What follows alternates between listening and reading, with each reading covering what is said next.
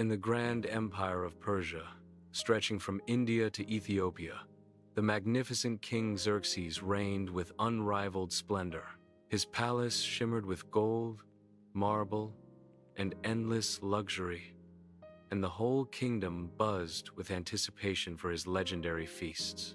During one such feast, which lasted an astonishing 180 days, nobles, officials, and princes reveled in the opulence.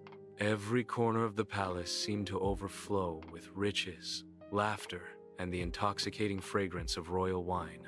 But amid all this celebration, a moment of tension arose. King Xerxes, in a bold mood, summoned Queen Vashti, commanding her to come before the people to display her beauty. Vashti declined, refusing the king's request. The court fell silent.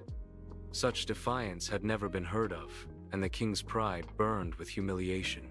Counselors urged Xerxes to remove Vashti to preserve order in the empire. Reluctantly but resolutely, the king agreed, setting the stage for an unexpected destiny.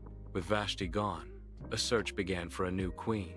Young women from every province were brought to the capital, each undergoing months of beauty preparation before meeting the king.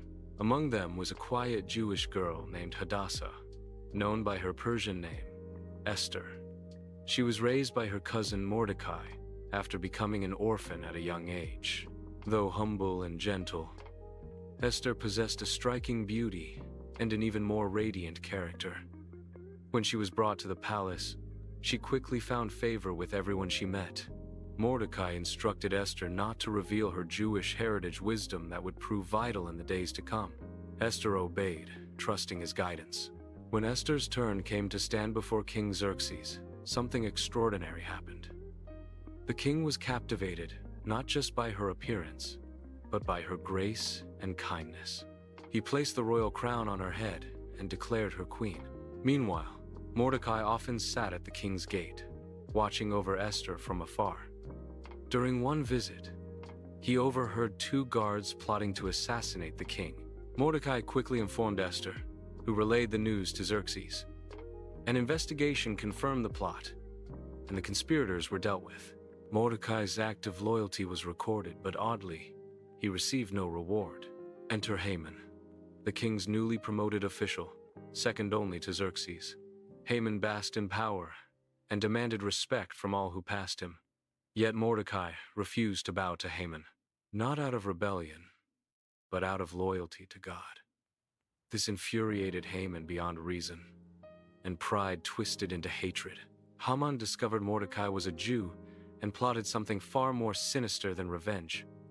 He sought to annihilate all the Jews throughout Persia.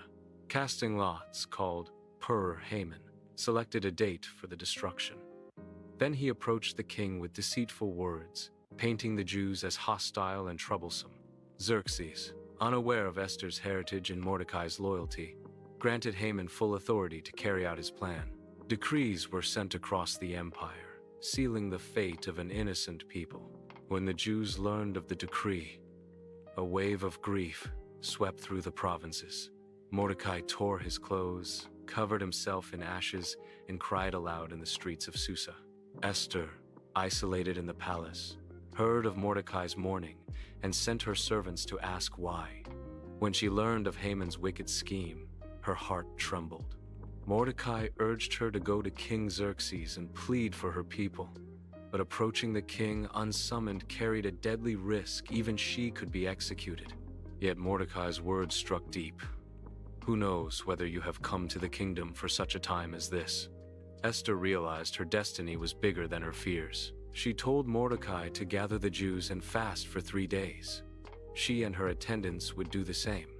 And if I perish, she declared, I perish.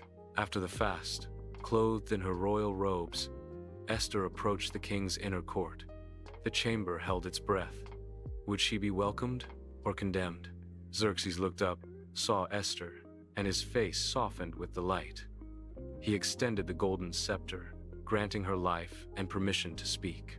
Instead of making her request immediately, Esther wisely invited the king and Haman to a private banquet. Intrigued, they agreed. At the banquet, Esther extended yet another invitation, a second feast. Haman left feeling proud, but that pride shattered when he again saw Mordecai refuse to bow. In fury, Haman constructed an enormous gallows, intending to hang Mordecai the next morning. His wrath had become obsession. That night, however, the king could not sleep. He called for the royal records to be read to him. As fate or providence would have it, the scribe read the story of Mordecai saving the king's life. Shocked that Mordecai had never been honored, the king summoned Haman at dawn, asking what should be done for a man the king delights to honor. Mistakenly thinking the king meant him, Haman described a lavish display of glory. To Haman's horror, Xerxes commanded him to honor Mordecai in exactly that manner. Haman paraded his enemy through the streets, humiliated beyond measure. That evening, at Esther's second banquet, the king again asked for her request. With courage swelling in her heart, Esther revealed her identity as a Jew and exposed Haman's plot to destroy her people. The king was enraged. Realizing the gravity of his mistake and the wickedness of Haman's scheme, he ordered Haman to be executed ironically on the very gallows he built for Mordecai. But the king's decree could not be reversed. So instead, Xerxes empowered Esther and Mordecai to write a new decree. The Jews were allowed to defend themselves on the appointed day. On that day, the Jews prevailed throughout the empire, defeating their enemies. The celebration that followed became known as Purim, named after the lots Haman cast to seal their fate, now a symbol of deliverance. Esther's courage, Mordecai's faith, and God's unseen protection forever shaped the destiny of a people. The orphan girl who became queen saved an entire nation, proving that ordinary lives can lead to extraordinary purpose for such a time as this.